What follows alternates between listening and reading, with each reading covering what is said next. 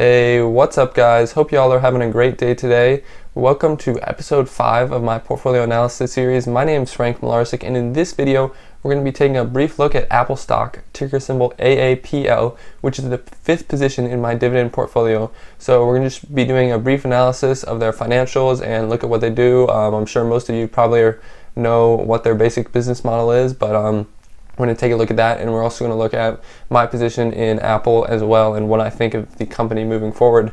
So if you have missed some of the previous portfolio analysis videos, I will leave a link to the playlist up here, so make sure to check those out. And while you're there, make sure to subscribe to the channel if you aren't already so that you don't miss out on any of these future videos.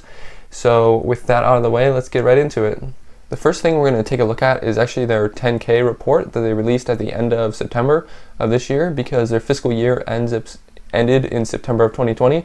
So every year companies have to file this 10K report to the SEC, and so basically it just provides shareholders an update on basically a lot of information about their company. So I mean, I certainly have not read this whole thing, but I read definitely parts of it here and there that are important, and we're going to go through some of those today as part of our analysis. So we're going to go through the business segment and some of the risk factors. I'm just going to talk about them. I read them, but I'm not going to read them all for you today. So for their business, basically, obviously, they just have their products and services. It's basically what they're saying. So they just list all their products here, which is really helpful. They have the iPhones, obviously, the Macs, which includes the desktop Macs and the MacBooks. So that's both great computers. As I've seen, I really don't have any experience with them, but a lot of people I know have those computers and they seem pretty good. They have the iPads, which obviously are pretty popular, and then a lot of wearables and home accessories such as AirPods, Apple TV, Apple Watch, etc. So actually, most of you probably have some sort of Apple product. For me, actually, I'm pretty sure the only product I have that's Apple branded is my headphones. I have the wireless like Power Beats headphones, and I'm pretty sure those are under the Beats company, I guess, which is part of Apple now. But most of my family doesn't really use Apple products. My brother now has an iPhone, but that's just recently. But no one else does, actually. It's pretty surprising. But moving on to their services, they do some advertising, and then they have Apple Care, which is basically like you pay an annual fee, I think, and then you get just support and services on your products. Then they have some cloud services, and then the digital content, I think, is what they're trying to push a lot recently.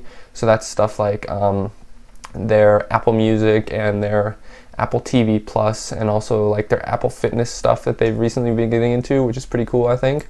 So I think this segment they're trying to really expand, and I think that could be really good for them, because then people don't necessarily have to buy the products themselves. If they have the product already, then they can just continue using their services and continue bringing in revenue for Apple. And then they have payment services with their Apple Card and Apple Pay, which are both great features, as I've heard. Obviously, I don't use them. And then for their risk factors, honestly, I didn't really find anything that stood out. I mean, they said a lot of things that maybe you wouldn't think of necessarily, but once you read them, it made perfect sense. It wasn't really anything crazy. I mean, they talk about they could have some adversely affected businesses because of COVID-19. I mean, they talk about global conditions, political, trade type things that could subject them to hurt their business in some way or another. So I mean, it's pretty much just standard stuff, I think. I don't think they really listed anything crazy, so we're not really going to go through that. But I just wanted to include this segment about risk factors, because I think that's important to look at for the company. You want to know what's good about the company, but you want to know what could go wrong that could hurt that company as well. So then we're just going to quickly look through the basically fourth quarter results from the end of September. So basically they just gave some quick numbers for a lot of various things at the end. So they talked about net sales versus, like I said, they have those two segments, products and services. So still the majority of their sales are from products. But as you can see from last year, their sales from products really hasn't changed. It went down a little bit, and their sales from services went up a decent amount. And same thing with the whole fiscal year. Their sales of products over the fiscal year went up a bit, but their sales of the services went up a lot. So I think that's what they're trying to work on a lot. I mean, they're certainly developing new products and all that, which is great as well, but they're working hard on the services, which I like to see because that is often a more reliable source of recurring revenue that is helpful for a company. Then they just went through some other things.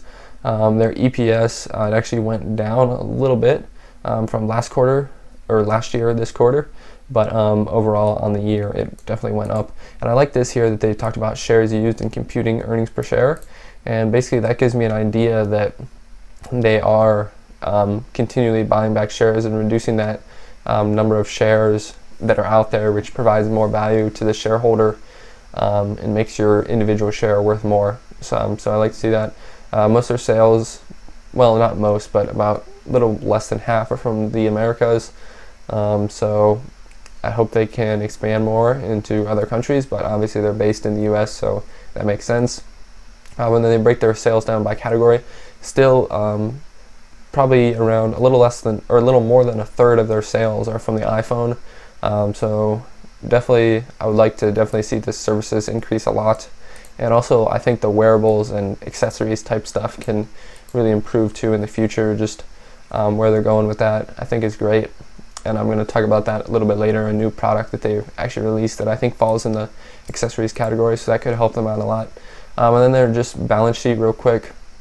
They have 143 billion current assets and they have 105 billion current liabilities. So I mean, obviously great to see a current ratio greater than 1. Okay, so I also want to look at the cash flow statement, and this is something interesting. Just looking at how much they're putting towards dividends. It looks like this is just looking at all of fiscal year 2020. So in all of fiscal year 2020, they paid about $14 billion to shareholders as dividends, but they spent about $72 billion on share buybacks, on repurchasing the common stock, as they put it here. So I thought that was pretty interesting that their share buybacks are so much greater than the dividends. I mean, that's just doing some quick math, that's over like close to 6 times, I think, the amount that they're putting to, no, it's more like 5 times, sorry. But regardless, they're putting much more capital towards repurchasing the stock than to dividends. So obviously we'll look at their dividend. It's pretty low at the moment, but they certainly have plenty of room to increase it, which is good. So like I said here, it's December 9th right now when I'm recording this, and actually yesterday on December 8th, they introduced their AirPods Max, which is basically wireless headphones, but they're like over the ear instead of just little earbuds like the other ones. So this is what they look like. Honestly, I think they look kind of dumb, but I mean, for a lot of people, it's an Apple product, so it'll become like the new fashion trend, I guess. So it doesn't really matter how they look, as long as because people are so like attached to Apple products, I guess. But I mean, they do look kind of sleek, but just the general design, whatever. Maybe it's just me. But they just talk about the product, and I think a lot of the promise of this product is going to be in the actual like software that's in it, because they have these adaptive equalizing, noise cancellation, transparency mode, and I actually thought this transparency mode thing sounded pretty cool. If we can find what they said here. Yeah, so basically users can switch to transparency mode to simultaneously listen to music while hearing the environment around them, ensuring everything, including a user's own voice, sounds natural while audio plays perfectly. So that sounds pretty cool, because like whenever you're listening to music, if you like talk, it sounds a little bit weird, and if you're trying to talk to someone, you can't hear them as well, obviously, and it just sounds weird, I guess. So that's supposed to make that better. So I just thought that was kind of cool. But the thing that I really did not think was kind of cool was the pricing. They start at $550 basically, which for me, a pair of headphones, there's no way I'm going to spend $550 on a pair of headphones unless I just have more money that I know what to do with, and I just want to buy stuff, which at this point in my life, that's not where I'm at. So I think the price is pretty steep, but I mean, they do sound like some pretty good headphones, but it's an Apple product, so I guess people are going to have to pay a premium for it, I guess. Alright, so now we're actually going to talk about the stock itself instead of just kind of the company. So right now the stock's at about $124 a share on December 9th, and their dividend yield is about 0.66%, which is pretty low. But I want to look at here is the market cap, $2.11 trillion. And it's actually interesting. I looked at the stock a little bit earlier today, and it was at $2.13 trillion. So that means just in a matter of a day, with not really much movement. I mean, earlier today, I guess they were up like close to 1%. I'm not exactly sure when I looked at it, but I think it was somewhere around here. So let's just say from here to here, they're down 1%. So that means if the stock moves 1%, that's like $20 billion, which is crazy. Which, I mean, if you think about it, that makes sense. They have about a $2 trillion market cap. 1% of that would be $20 billion, right? But it's just funny how massive that swing is, I guess. And then the PE, it's really close to 38 right now, which is obviously not great, not good at all for a company. Obviously, it's a tech company and kind of a growth company, so we would expect a little bit of a higher PE, I guess, but I definitely would like to see that lower, and you know, I guess we're just going to have to pay a premium for it at this moment, but it could be overvalued, who knows. And then just looking at their dividend a little bit more closely, so like I said, it was 0.66%, which is 82 cents a year, so that's 20.5 cents a quarter, which was their last announced dividend.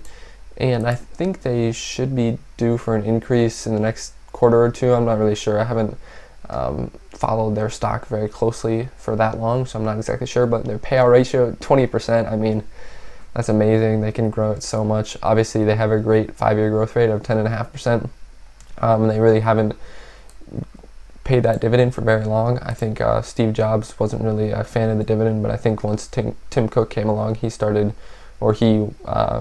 kind of instated that dividend and kind of pushed to have that happen. So obviously it hasn't been long, but I think obviously from their great payout ratio, they have a lot of room to grow it, and they can do that for a large number of years. So I wouldn't be surprised if in 16 years they were in aristocrat. That would not surprise me at all.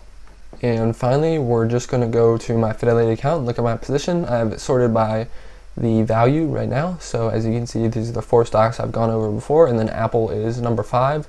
I have about $36 invested in them, which is almost 0.3 shares. So that's not really anything crazy, but I don't think I started buying Apple until around October, so I've just been buying slowly. It looks like my average cost is $118, so like I said, nothing crazy here, but I have a little bit of gains and I've received a little bit of dividends, so doing well in my position. I would definitely like to add to it as they grow, but obviously I'm really not a huge fan of this price right now, but I will continue adding slowly at this price, and if it drops a lot more, then I would add some more. I would really like it around $100. I think that would be I would really load up at that point, maybe like double my position at least at that point, but I don't think they're going to go back to $100 anytime soon, but definitely do your own research on this, come up with what you think the fair value is, because that's something that you need to decide for yourself and not just listen to me. So do that, and I think you'll do great with Apple as long as you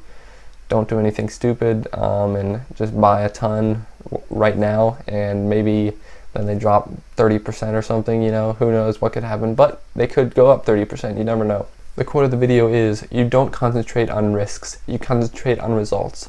No risk is too great to prevent the necessary job from getting done."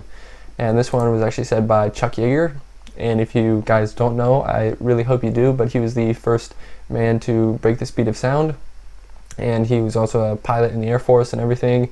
And if you guys didn't know, he actually broke his rib the day before. I think that he was scheduled to attempt to break the speed of sound. He was riding a horse, I think, and he fell off or something like that and broke his rib. So he actually did that awesome feat with a broken rib. But I wanted to include this quote because I just really thought it related to investing. Investing is all about managing the amount of risk you take on with the amount of results you get. So I thought that was an interesting way of putting it. I hope you guys enjoyed the video. I will see you in the next one.